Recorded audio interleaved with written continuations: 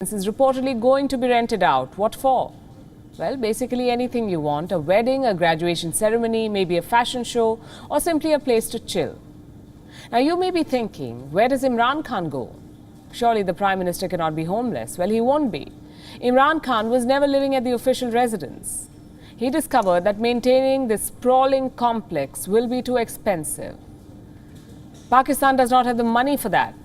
So Imran Khan lives at his Islamabad mansion instead. What about the official residence then?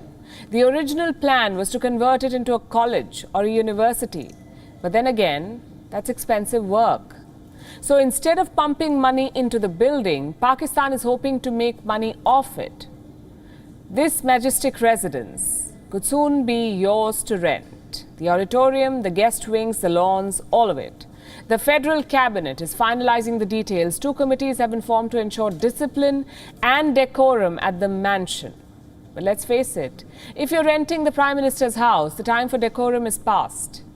As funny as it sounds, this is a serious problem for Pakistan.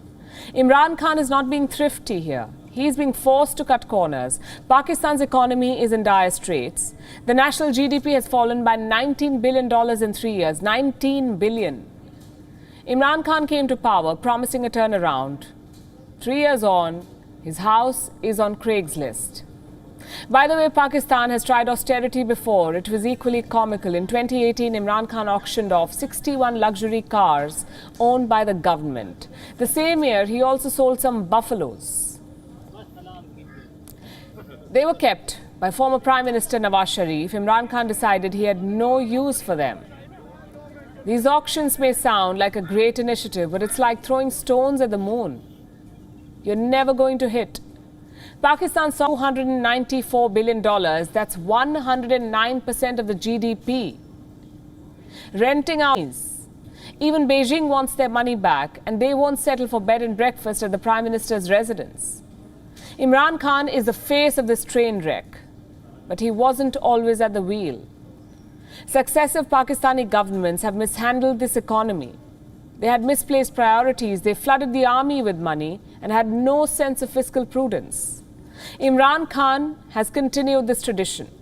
This year he allocated 18.4% of the budget to the military. What's the plan here? Shoot the lenders?